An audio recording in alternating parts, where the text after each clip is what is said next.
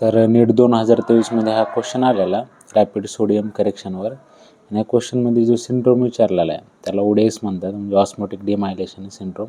ते rapid correction of सोडियममुळे होतं. तर केस काय होती, patient has vomiting and no proper dietary intake for 4 weeks. He has been treated aggressively with IV fluids. Normal saline दिलेला आपण त्याला.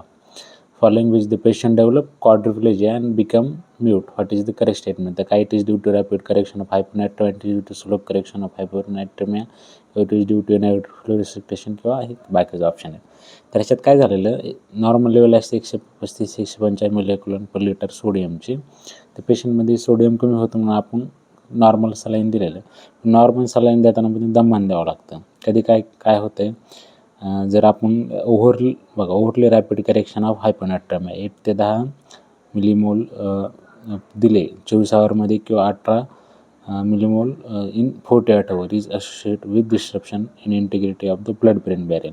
त्यामुळे काय होते, ODS होते. ODS classically affects the pons and neuro anatomic structure where delayed recognition of ऑस्मोलाइट्स.